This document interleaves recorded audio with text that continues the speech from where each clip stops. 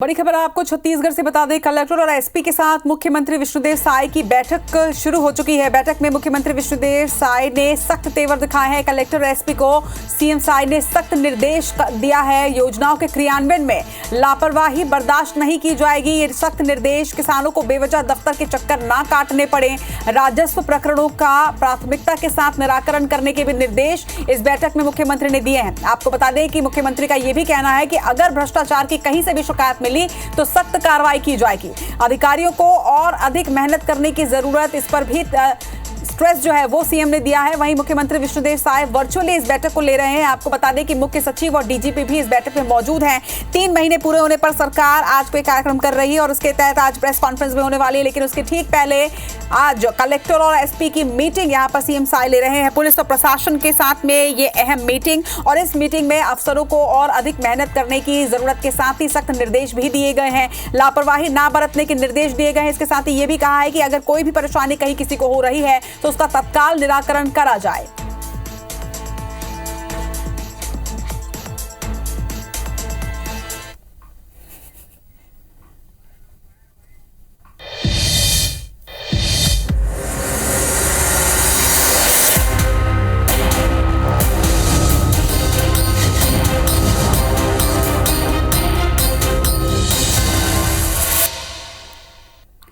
नमस्कार, आप देख रहे हैं IBC 24 और हमारे इलेक्शन स्पेशल बुलेटिन खबर चुनावी है में आप सभी का बहुत बहुत स्वागत है। और बुलेटिन की शुरुआत मध्य प्रदेश की खबर के साथ करेंगे। आपको बता दें कि आज मध्य प्रदेश पे बीजेपी अपनी दूसरी सूची जारी कर सकती है।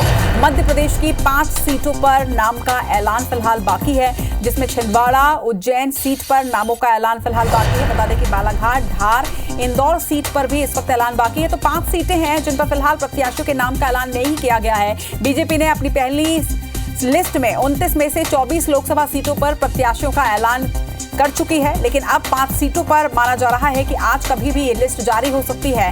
बीजेपी ने इसके पहले जो लिस्ट जारी की थी उसमें 24 लोगों का नाम था, लेकिन 29 लोकसभा सीटों वाले मध्य प्रदेश के लिए बीजेपी अपनी दूसरी लिस्ट माना जा रहा है कि आज जारी करेगी, जिसमें सबसे इंपॉर्टेंट छिंदवाड़ा सीट है, जिस पर कयास लगाए जा रहे हैं कि बीजेपी आखिर किसे उतारेगी। आज बीजेपी अपनी दूसरी सूची जारी कर सकती है, जिसमें 5 लोकसभा सीटों पर नामों का ऐलान कर दिया जाएगा। मध्य प्रदेश की बची हुई 5 सीटों पर बीजेपी अपने प्रत्याशियों का ऐलान करेगी, जिसमें सबसे इंपॉर्टेंट सीटें, जो महत्वपूर्ण सीटें हैं, उनमें छिंदवाड़ा और उज्जैन है। इसके साथ ही बालाघाट, धार और इंदौर सीट पर भी ऐलान बाकी है। तो ये वो 5 सीटें हैं जिन पर अभी तक के प्रत्याशियों के नाम का ऐलान नहीं किया गया है, और ये माना जा रहा है कि मध्य प्रदेश में बीजेपी आज अपनी दूसरी लिस्ट जारी कर सकती है, जिसमें इन 5 सीटों पर लोकसभा प्रत्याशियों को उतारा जाएगा।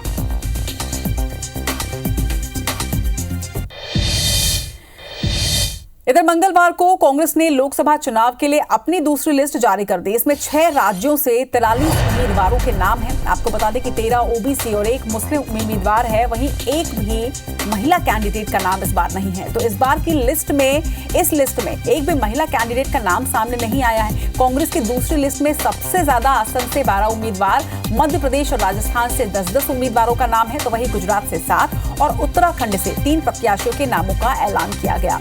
कांग्रेस ने राजस्थान में बीजेपी से कांग्रेस में आए राहुल कस्वा को भी टिकट दिया है। वहीं कांग्रेस की दूसरी लिस्ट की खास बातों की अगर बात करें तो मध्य प्रदेश की अगर हम बात करते हैं तो इसमें 29 में से 10 नाम शामिल है, जिसमें छिंदवाड़ा से नकुल नाथ और भिंड से फूल सिंह बरैया का नाम भी शामिल है।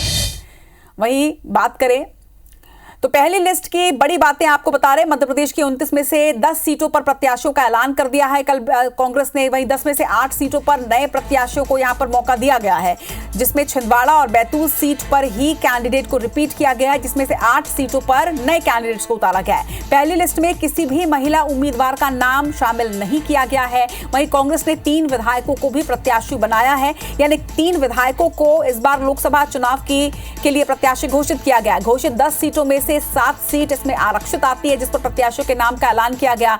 भिंड, देवास और टीकमगढ़ एससी के लिए आरक्षित सीटें हैं। मंडला, खरगोन, धार और बैतूल सीट भी रिजर्व्ड है एसटी के लिए। तो ये 10 सीटें जो आरक्षित हैं, जिनमें प्रत्याशियों के नाम का ऐलान किया गया है। वहीं छिंदवाड़ा, सिधी और सतना की अगर बात करें तो ये सीटें सामान्य सीटें हैं। मध्य प्रदेश के 29 में से 10 सीटों पर प्रत्याशियों के नाम का ऐलान कांग्रेस ने कर दिया है। मध्य प्रदेश की 24 सीटों पर उम्मीदवारों के नाम का ऐलान किया जा चुका है। बची हुई 5 सीटों पर बाद में नाम का ऐलान किया जाएगा। बीजेपी ने केवल 5 सीट छिंदवाड़ा, उज्जैन, बालाघाट, धार और इंदौर के लिए फिलहाल प्रत्याशी घोषित नहीं किया। मगर बीजेपी और कांग्रेस की पहली लिस्ट के बाद जो तस्वीर सामने आई है वो किस तरह की है वो भी हम आपको बताएंगे। लगातार उस पर हम आपको चीजें बता रहे हैं। लेकिन इलेक्शन स्पेशल बुलेटिन में आप बढ़ते हैं आगे और रायगढ़ लोकसभा की बात करते हैं। रायगढ़ लोकसभा सीट पर भले ही भाजपा पिछले 5 चुनावों से लगातार जीत हासिल कर रही हो, मगर इस बार भाजपा की जीत आसान नहीं होगी। ऐसा हम इसलिए कह रहे हैं क्योंकि इस सीट पर 25 सालों तक काबिज होने के बावजूद भी भाजपाई सांसदों की कोई खास उपलब्धियां नहीं रही। भाजपा पिछले 2 चुनाव से भले ही हर बार प्रत्याशी बदल रही हो, मगर सांसदों के खिलाफ एंटी इनकम्बेंसी का फैक्टर बरकरार है और ऐसे में कांग्रेस इसे मुद्दा बनाकर हर हाल में जीत की जुगत लगा रही। देखिए रिपोर्ट।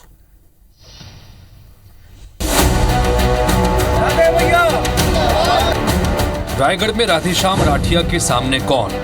रायगढ़ लोकसभा क्षेत्र में ये सवाल इन दिनों खूब चर्चा में है। जाहिर तौर पर रायगढ़ बीजेपी का मजबूत गढ़ है। यहाँ वो पिछले 25 सालों से अपराजेय है। सीएम विष्णुदेव साय यहाँ 4 बार सांसद रहे। 2019 में गोमती साय ने यहाँ चुनाव जीता, लेकिन इस बार बीजेपी ने नए चेहरे पर भरोसा जताया है। बीजेपी एक बार फिर मोदी की गारंटी के दम पर पिछली बार की तुलना में बड़ी जीत का दावा कर रही है। तो वहीं मजबूत कैंडिडेट की तलाश कर रही कांग्रेस का कहना है कि रायगढ़ की जनता इस बार बदलाव के मूड में है। कांग्रेस अभी मुद्दा विहीन राजनीति कर रही है। कांग्रेस के पास किसी प्रकार का मुद्दा नहीं है। उनका समूल नाश हो चुका है प्रदेश में। और जहां तक बात है रायगढ़ लोकसभा की, रायगढ़ लोकसभा से मुख्यमंत्री विष्णुदेव साय यहाँ से 20 साल रहे हैं। उन्होंने बहुत सारे विकास काम किए हैं। जो विकास रायगढ़ लोकसभा का होना चाहिए या जो उपलब्धि होनी चाहिए, वैसी कोई बात रायगढ़ लोकसभा के लिए नहीं। कांग्रेस पार्टी इसी बात को मुद्दा बनाएगी और इनकी निष्क्रियता का लाभ कांग्रेस पार्टी को मिलेगा। कांग्रेस लाख दावे करे कि रायगढ़ की जनता इस बार बदलाव चाहती है, लेकिन राजनीतिक जानकार मानते हैं कि कांग्रेस की डगर इतनी आसान नहीं। मोदी लहर का फायदा उठाते आ रही है भाजपा, और कांग्रेस में कोई ऐसा उम्मीदवार नहीं मिल रहा है जो पिछले 5 साल से सक्रिय रहकर जनसेवा में जुटा हुआ हो, और ऐसे कद्दावर नेता की तलाश आज भी कांग्रेस में जारी है। रायगढ़ चुनावी रण के लिए तैयार है। अब देखना यह है कि इस बार जनता बदलाव चाहती है या बीजेपी का विजय रथ आगे भी जारी रहता है। अविनाश पाठक, IBC 24, रायगढ़। इधर लोकसभा चुनाव से पहले मध्य प्रदेश में सियासी पारा चढ़ा हुआ है। एक तरफ कांग्रेस से खफा होकर कई नेता बीजेपी ज्वाइन कर रहे हैं, तो दूसरी ओर विधानसभा चुनाव में हार को लेकर पूर्व मंत्री और सिंधिया समर्थित इमरती देवी के दर्द एक बार फिर छलके हैं। कार्यकर्ता सम्मेलन में शामिल होने के लिए डबरा पहुंची इमरती देवी ने जनता को संबोधित करते हुए कहा कि मैं कांग्रेस में थी तब जीत रही थी, लेकिन बीजेपी ज्वाइन करने के बाद मुझे हार का सामना करना पड़ा, लेकिन मैंने बीजेपी के वोट बैंक को बढ़ाया है। इसके साथ ही बीजेपी में चल रही गुटबाजी को लेकर उन्होंने इशारा करते हुए कहा कि जो कार्यकर्ता भाजपा को अपनी मां मानेगा वही सच्चा कार्यकर्ता है, मगर कुछ पार्टी के साथ कार्यकर्ता विश्वासघात करते हैं। कांग्रेस में थी, मैं 62 हजार वोटों से जीतती थी, लेकिन जब भारतीय जनता पार्टी में आई हूं और चुनाव लड़ी हूं, तो आप ये मान सकते हो कि मैंने भारतीय जनता पार्टी को 51,000 वोट और जिताए हैं। इधर मध्य प्रदेश के कांग्रेस में भगदड़ लगातार जारी है। आगामी लोकसभा से पहले ही पार्टी के बड़े और छोटे नेता एक एक कर बीजेपी का दामन थाम रहे। इसे लेकर मध्य प्रदेश शासन के नगरीय प्रशासन मंत्री कैलाश विजयवर्गीय ने तंज कसते हुए कहा कि राहुल गांधी भारत जोड़ो यात्रा निकाल रहे हैं, वहीं दूसरी ओर कांग्रेसी ही कांग्रेस को छोड़ो अभियान चला रहे हैं। ये तो कांग्रेस नेतृत्व को समझना चाहिए कि उनके कार्यकर्ताओं को ही उनके नेतृत्व पर विश्वास नहीं है, तो देश कैसे उन पर विश्वास करेगा। देखिए, ऐसा है कि राहुल गांधी भारत जोड़ो यात्रा कर रहे हैं और कांग्रेसी कार्यकर्ता कांग्रेस छोड़ो अभियान चला रहे हैं। अब ये तो कांग्रेस के नेतृत्व को समझना चाहिए कि अब उनके प्रति कांग्रेस के कार्यकर्ताओं का ही विश्वास नहीं है, तो देश कैसे उनके ऊपर विश्वास करें। अभी बहुत सारे लोग लाइन में खड़े हैं, लेकिन दो दिन बाद आप देखिए होता है क्या। वहीं लोकसभा चुनाव के टिकट के बंटवारे के बीच नेताओं के रूठने, मनाने और दल बदल का दौर जोरों पर है। इस बीच मध्य प्रदेश के पूर्व नेता प्रतिपक्ष गोविंद सिंह और पूर्व मंत्री नरोत्तम मिश्रा की बंद कमरे में मुलाकात ने कई सियासी अटकलों को जन्म दिया।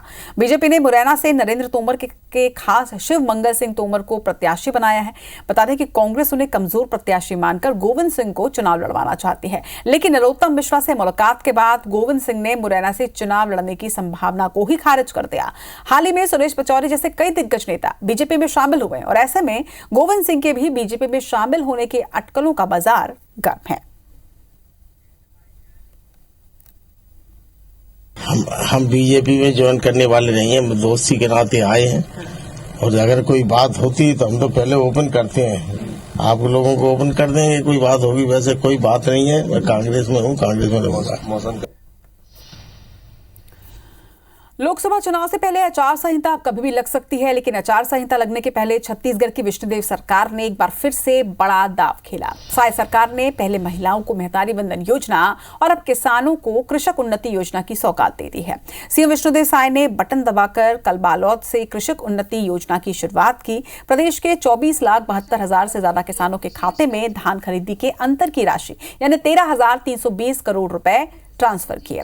इस दौरान मध्य प्रदेश के मुख्यमंत्री डॉक्टर मोहन यादव भी राजनांदगांव में मौजूद रहे और वर्चुअली इस कार्यक्रम में शामिल हुए। केंद्रीय कृषि मंत्री अर्जुन मुंडा भी वर्चुअली शामिल रहे। प्रदेश में 151 जगह पर इसका वर्चुअली आयोजन कल किया गया। 24,72,000 से ज्यादा किसान इस साल धान बेचे नहीं, उमन के समर्थन मूल्य मिल गई और आज जो अंतर के राशि रही हमारे जो मोदी जी गारंटी दे रही तो एक मुश्त अंतर की राशि को देंगे और आज 24,72,000 से ज्यादा किसान मन के खाता में 13,320 करोड़ रुपया अंतर की राशि भेजे के काम आज हम यहाँ करे हैं। मध्य प्रदेश थोड़ा बड़ा राज्य, छत्तीसगढ़ थोड़ा छोटा है। हमको लगा कि हम जरा बड़ा काम करेंगे, लेकिन बड़े मियाँ तो बड़े मियाँ, छोटे मियाँ सुभान अल्लाह इतना तो हम भी नहीं ले पाए जितना छत्तीसगढ़ वालों में दिया है। 2 साल का बोनस और वर्तमान में 13,500 करोड़ के आसपास का। ऐसा लग रहा कि छत्तीसगढ़ में धन की बरसात हो रही, धन की बरसात, ऊपर से पानी इसकी बजाय पैसा गिर रहा है। बढ़ेंगे आगे। प्रधानमंत्री नरेंद्र मोदी ने गुजरात के अहमदाबाद में साबरमती में महात्मा गांधी आश्रम में पुनर्विकसित कोचरब आश्रम का उद्घाटन किया। गांधी आश्रम स्मारक के मास्टर प्लान का शुभारंभ किया गया। उन्होंने कहा कि बापू का ये साबरमती आश्रम हमेशा से ही एक अद्भुत ऊर्जा का केंद्र रहा है। जब भी किसी को यहाँ पर आने का अवसर मिलता है, हम बापू की प्रेरणा को अपने भीतर स्पष्ट रूप से महसूस कर पाते हैं। सत्य और अहिंसा के आदर्श, देश के प्रति समर्पण का संकल्प, गरीबों और वंचितों की सेवा में ईश्वर की सेवा का भाव, साबरमती आश्रम बापू के इन मूल्यों को आज भी जीवित रखता है। पूज्य बापू का यह साबरमती आश्रम हमेशा से ही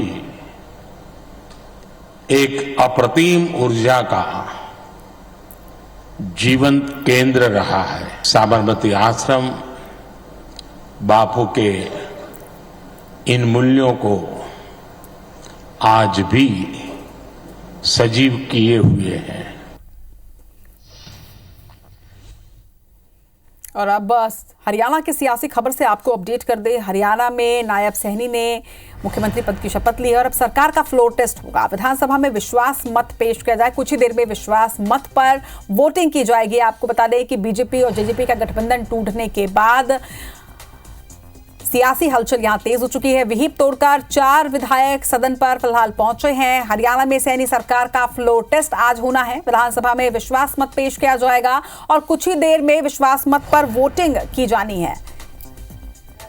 और ये सदस्य जी ने एक बात सच्ची कही है कि हमारे पूर्व मुख्यमंत्री जी को ईमानदार बताया।